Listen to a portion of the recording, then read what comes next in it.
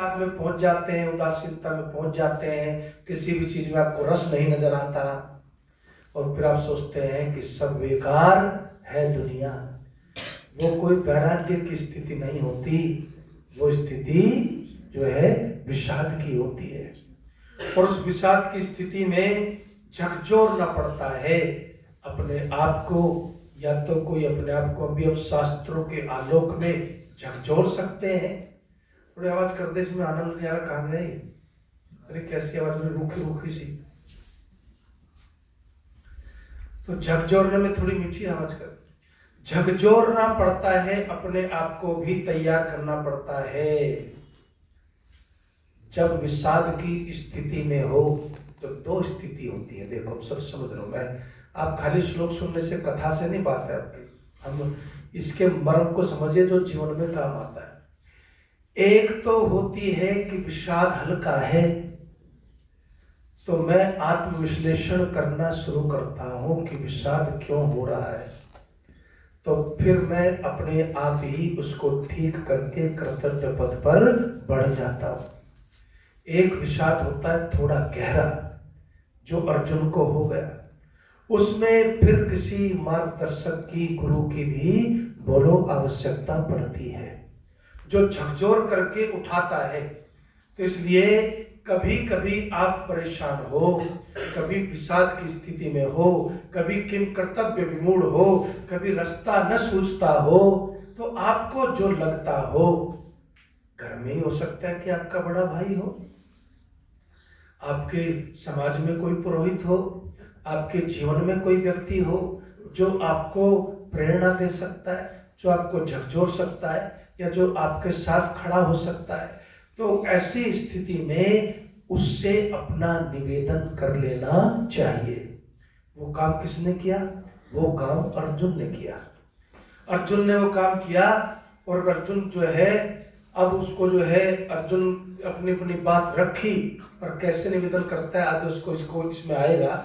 अब क्या कहते हैं, कुतस्त्वा कस्मलमिदं विषमे समुपस्थितम्। ये कायरता आज ही तुझे अंदर पैदा होनी थी क्या? ये कौन सा समय है कायरता दिखाने का? जब युद्ध में सेनाएं सन्नद्ध खड़ी है, किसी भी क्षण युद्ध आरंभ होने वाला है, शंख बज चुके हैं, रथ सज चुके हैं, सब बातें पहले तय हो गई थी, कौन लड़ेगा किधर से। कोई ऐसा तो नहीं कि तू अनजान था, गलत कह रहे हैं। पहले तय था कि कौन कौन सामने आएगा, कौन इधर कौन उधर, हर चीज तय हो गई थी। ऐसा युद्ध तो पहला लड़ा गया, अब दुनिया में कभी नहीं लड़ा जाएगा। अब तो छत में युद्ध होते हैं सब, कि जहां सब कुछ तय हो गया, ऐसा कि सूर्य छिपेगा, युद्ध नहीं करेंगे, निहत्था होगा तो मारेंगे, नहीं भागना भाग जा। अब आदमी क्या सोचता है, निहत्था फंसे तीसरी गर्दन उड़ा दी जाए। आजकल के युद्ध नियम भी ऐसे ही है, लेकिन ये सांस्कृतिक युद्ध था जो न्याय के, धर्म की स्थापना के लिए लड़ा गया, इसलिए धर्म पूर्वक लड़ा गया, कुछ सिद्धांतों के साथ लड़ा गया, कुछ नियमों के साथ लड़ा गया। तो कहते हैं कि ऐसी परिस्थिति में तेरे अंदर ये नपुंसकता का, कायरता का भाव कैसे पैदा हुआ? और कहते हैं ये भाव जो है कोई छोटा मोटा भाव नहीं, बहुत बड़ा पाप का भाव है। कैसे? कहते हैं कुतस्त्वा कस्मलमिदं विषमे समुपस्थितम् अनार्यम। अरे अर्जुन, तू श्रेष्ठ पुरुष नहीं है, इसका मतलब तू जो है अनार्य है। अनार्य क्यों है? कहते हैं कमाल है। अनार्य वो होता है जो अपने कर्तव्य पथ से विमुख हो जाता है। क्या हो जाता है बोलो? अपने कर्तव्य पथ से विमुख हो जाता है, उसको अनार्य कहते हैं। आज तेरा कर्तव्य है धर्म की स्थापना का, आज तेरा कर्तव्य है न्याय के लिए युद्ध लड़ने का, और तू उससे विमुख हो रहा है, तो तू श्रेष्ठ पुरुषों की गिनती में नहीं आता। ये उस समय के अपशब्द है, गाली कह दो उसको, झंझोड़ा गया तगड़े शब्दों में, अनार्य है तू। और अनार्य क्यों होता है? अब प्रसंगवश हो सकता है पहले सुनाया, इसको फिर समझाना पड़ेगा। अनार्य वो होता है जो अपने लिए अपनों के साथ दूसरे नियम रखता है, और दूसरों के लिए दूसरों के साथ बोलो दूसरे नियम रखता है। वो अनार्य होता है। कहते हैं कि तूने कौन सा वेद के उपदेश करे, 13 साल से तू जो है यही कर रहा है, और अब तुझे हिंसा दिखाई पड़ने लग गई। अब जब तेरे अपने अपने कितने लोगों की गर्दन तूने उड़ा दी अब तक, अब जब तुझे सामने अपने दिखाई पड़े तो तू कुछ और कहानी कहने लग गया। तो कहते हैं ये आर्य को शोभा नहीं देता। एक उदाहरण है ना जी, कहते हैं कि प्रिंसिपल बड़ी सख्त थी, तो जो भी बच्चा लेट हो जाए 1 मिनट भी तो उसको अंदर नहीं आने देती थी। उसका बेटा बाद में आता था, वो पहले आ जाती थी 15 मिनट। तो एक दिन गेट पे से वापस जाने की बात आई, 7 बच्चे थे, तो क्या कहा, उसको कहा कि भाई भेज दो, वापस घर भेज दो, इन्हें तमीज नहीं है, लेट आते हैं। उसने कान में कहा इसमें आपका बेटा भी है मैम। तो बोली 1 आध मिनट की कोई बात होती है क्या, बेवकूफ आदमी, तो सबको अंदर है। ये होता है अनार्य का व्यवहार। तो अनार्य है कहने लगे, अनार्य है। और क्या कहते हैं, अनार्यम अजुष्टम अस्वर्ग्यम, ये जो तेरा जो ज्ञान है ना, ये जो है तुझे स्वर्ग से भी रहने से रोकेगा, सुख नहीं देगा, बल्कि तुझे दुख में ढकेल देगा। और अकीर्ति कर्म अर्जुन, ये कैसा है, ये तेरी कीर्ति पर भी धब्बा लगा देगा कि बना फिरता था वीर, लेकिन वीर की जगह कुछ और ही निकला, तो कायर निकला। तू अनार्य भी है, तू जो है अकीर्ति ऐसा काम कर रहा है जिसमें कोई यश नहीं है, और अज्ञान में फंस करके ये तू सारी की सारी बातें कह रहा है। बड़े कठोर शब्दों में अब अर्जुन को झिंझोड़ा, झकझोरा, और झकझोर करके कहा कि हे अनार्य अर्जुन, मुझे तुझसे ये उम्मीद न थी कि तू ऐसे विषम परिस्थितियों में, जहां इस समय हम सबको, धर्म को, इस राज्य को, इस देश को तेरी विद्या की सबसे ज्यादा आवश्यकता है, तू जो है धनुष डाल करके इस तरह की बहकी बाकी विषाद में जाकर के बातें कर रहा है। तो अनार्य भी है, तू अज्ञानी भी है, तू अस्वर्ग के काम करने वाला है, और तू जो है यश पर भी धब्बा लगाने वाला है। जब इतनी बातें कही तो अर्जुन थोड़ा सा चेता, और जब थोड़ा सा चेता तब चेत करके अब वो गुरु की शरण में आता है। कब मित्र गुरु बन जाता है, मित्र भी सब तरह के काम जीवन में करते, ऐसा नहीं है। अर्जुन के साथ मित्रता थी, रिश्तेदारी थी, लेकिन मित्र कभी गुरु की भूमिका में आ जाए, अगर ऐसा जानी मित्र हो तो पता थोड़ी चलता है, क्योंकि अर्जुन शिष्य की भूमिका में आ गया, शिष्य की भूमिका में आ गया। हम कभी जीवन में बहुत कम ऐसे क्षण होते हैं जब हम शिष्य की भूमिका में आते हैं। क्यों? क्योंकि हम तो सब अपने आप को गुरु माने बैठे हैं साहब, और गुरु माने बैठे रहोगे तो फिर कहाँ कुछ मिला है, कहाँ कुछ मिलता है। मैंने एक बार आपको बताया था, पता नहीं कभी सुना है कि बहुत पहले, मुझे कहते हैं कि वो था, भाई था एक महात्मा बुद्ध का, उसने कहा मैं तुम्हारा शिष्य बनूंगा। शिष्य बन जा भाई, बड़ा भाई था, रिश्ते में लगता होगा, कोई चाचा तो होगा, भतेरे भाई होते हैं, लेकिन मेरी शर्त है, अभी तो मैं बड़ा भाई हूं, शर्त मनवा सकता हूँ, चेला बन जाऊंगा तो शर्त कैसे लगेगी। कहने लगे कि अच्छा बता क्या शर्त है, कि तुम्हारे साथ रहूंगा जहां भी तुम जाओगे, 1 सेकंड भी नहीं छोड़ूंगा, और तुम मुझसे कोई बात नहीं छिपाओगे, जो भी जिससे मैं कहूंगा उससे मिलना पड़ेगा उसी समय, तुम्हारे साथ ही सोऊंगा, जो तुम खाओगे वो ही खाऊंगा। महात्मा बुद्ध ने कहा मेरे पे क्या फर्क पड़ रहा है, ठीक है तेरी सब शर्तें मंजूर है। पूरा जीवन बीत गया, बड़ा भाई था, नंबर पहले आ गया दुनिया से जाने का। उसने एक बात कही, कहने लगा कि भाई तेरे पास आकर के आनंद कितना बड़ा विद्वान बन गया, आत्मज्ञानी बन गया, कितना सात्विक आदमी है, कैसे कैसे तुम्हारे शिष्य बन गए। लेकिन मैं तुम्हारे सबसे निकट रहा 20 साल छाया की तरह, मुझे बोध न हुआ। मेरी झोली खाली की खाली ही है। जब ये कहा मेरी झोली खाली की खाली है, और उस समय जब खाली की खाली है उसे कह रहा है, तो कहता है कि अंतिम समय मुझे महात्मा बुद्ध को बुलवाओ, मेरे दर्शन करवाओ। वो अंतिम समय बुलवाया। तो महात्मा बुद्ध से यही बात है कि तुम्हारे पास रहा लेकिन फिर भी झोली खाली है। महात्मा बुद्ध ने क्या कहा, बात समझ जाओगे तो बस जिंदगी का तार यहीं से सारा हिल जाएगा। आज महात्मा बुद्ध क्या कहते हैं, तेरी झोली फैली कहाँ थी जो भरती, वो तो शर्तों की गांठों में हमेशा बंधी रही, फैली ही नहीं। तो शर्तों की गांठों में, शर्तों के अहंकार में चला गया। जीवन में तब भरता है जब शिष्य बनता है। और शिष्य बने, दयानंद भरे कि नहीं भरे, बताओ। ब्रजानंद के पास बिना शर्त के शिष्य बने कि नहीं बने। कितना आता था, क्या कुछ आता था, सब प्रवाहित कर दिया, शिष्य बन के खड़े हो गए तो झोली भर गई साहब। और इसलिए कहा कि अब अर्जुन क्या कहता है, कथम भीष्मम अहम संख्ये द्रोणम च मधुसूदन। हे मधुसूदन, अब मैं अपने दादा भीष्म के साथ कैसे युद्ध करूंगा। दोबारा वो बात कहता है, द्रोणे च, कैसे अपने बाण अपने पितामह भीष्म पे चलाऊंगा, कैसे गुरु द्रोण पर अपने बाण चलाऊंगा, जिसने बाण पकड़ना सिखाया, धनुष उठाना सिखाया। यीशु भी प्रतियोत्सामी पूजा रावरिशोधन है, वे मेरे इतने पूजनीय हैं, उन पूजनीयों पर कैसे बाण चलाऊंगा। हे मधुसूदन, मेरी समझ में आता नहीं।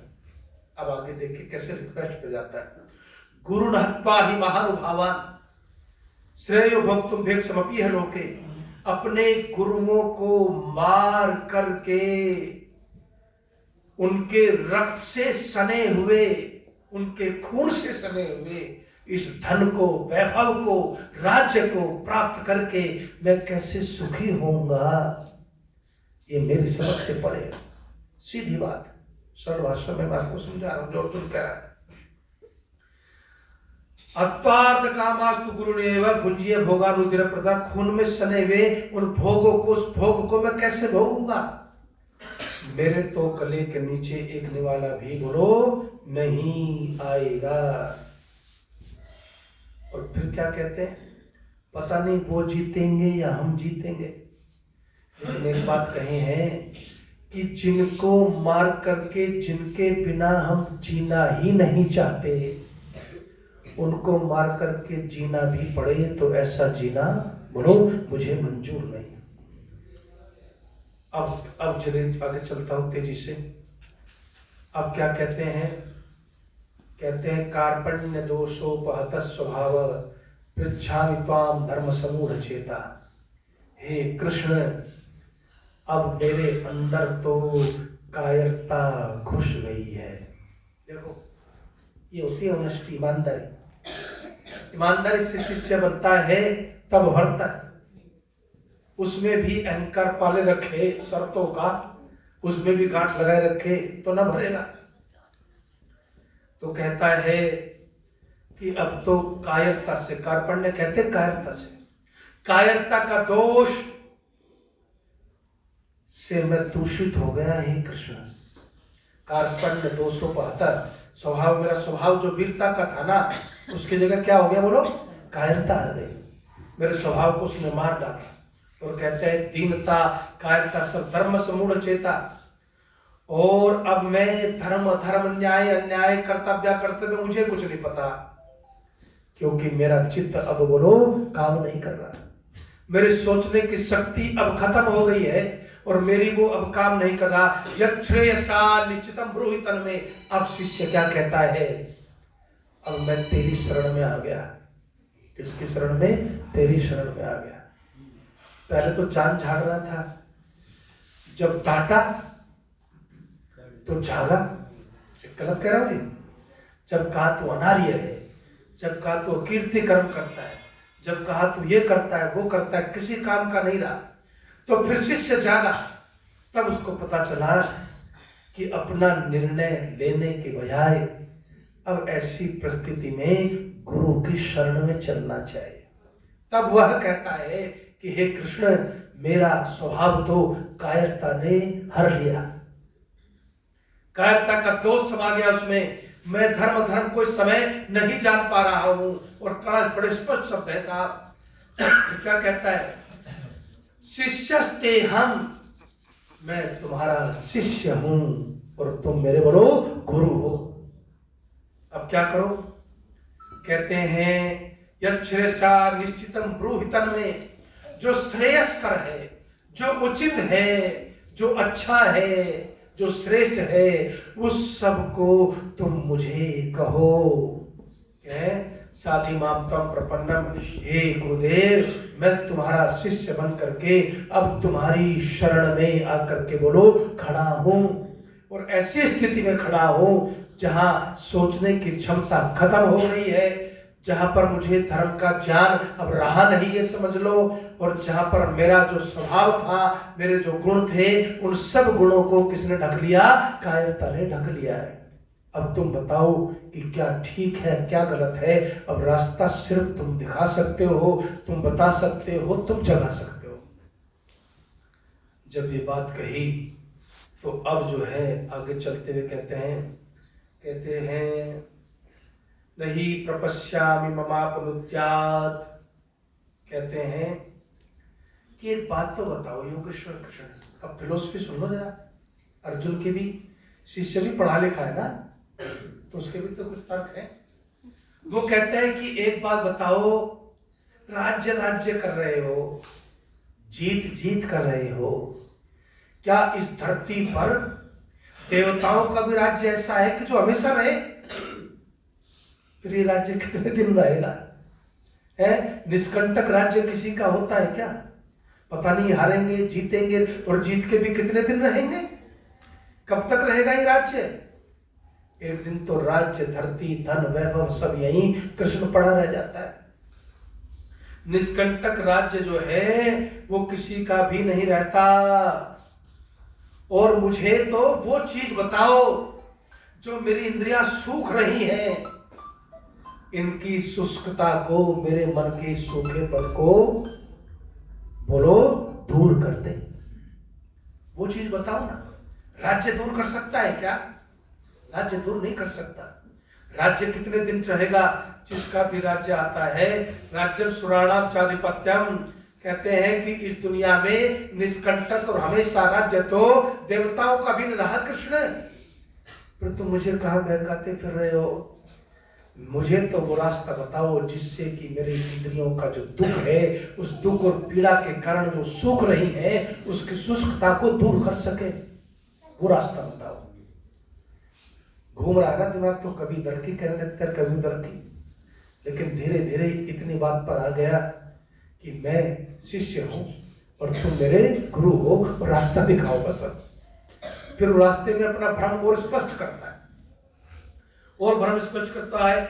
एवं मुक्ता ऋषि के सम गुणा के सह परंतप नयोत्स्यति गोविंद मुक्ता तुष्णिम भवो। इस प्रकार कह करके, क्या कह करके कि भाई निष्कंटक राज्य किसका है दुनिया में, कैसे भीष्म के गुरु के खिलाफ धनुष उठाऊंगा, ये सब बातें जो मैंने आपको बताई है, ये सब बातें कह करके वह अर्जुन कृष्ण के सामने जो है न योत्स्य, अंतिम शब्द क्या कहा? मैं युद्ध नहीं कर पाऊंगा, न योत्स्य, न युद्ध नहीं करूंगा। उक्त्वा तुष्णीम बभूव, यह कह करके वह अर्जुन जो है वो चुप हो गया साहब। चुप हो गया। अब उसकी चुप्पी को खुलवाना है तो फिर आपको पता नहीं कब इंतजार चलेगा, नहीं मुझे नहीं पता, लेकिन आपको आना है और तब ये चुप्पी खुलेगी। तो अब आप इस बात को समझ गए हैं कि गीता का जो ज्ञान है वो जिंदगी में हर कदम पर व्यवहार में काम आता है। विषाद योग हो तो कैसे निकला जा सकता है दोष के रास्ते, और कैसे हमारे यहाँ अनार्य किसको कहते हैं, अकीर्ति किसको कहते हैं, ये सब छोटी छोटी बातें इनमें आई, और कैसे व्यक्ति को खड़ा होना सिखाया जाता है, इसकी चर्चा फिर करेंगे इन्हीं शब्दों के साथ, क्योंकि ऐसा ना हो कि सभी कुछ खत्म हो जाए तो कम पहुँचे, लंबा रास्ता है। अपनी वाणी को विराम, आगे का कार्यक्रम मंत्री जी संचालित करेंगी यथावत। सब ब्रह्मचारी सब लोग यथावत बैठे रहे 10:30 बजे तक। ये न सोचे कि गीता हो गई तो सत्संग चल रहा है। अभी आपको और समाज के नियम और जो भी क्रियाकलाप और जो बचा है वो उस समय व्यतिक्रम से इस समय पूरा होगा। गायत्री जी आगे का संचालन करेंगी। सबका बहुत बहुत धन्यवाद।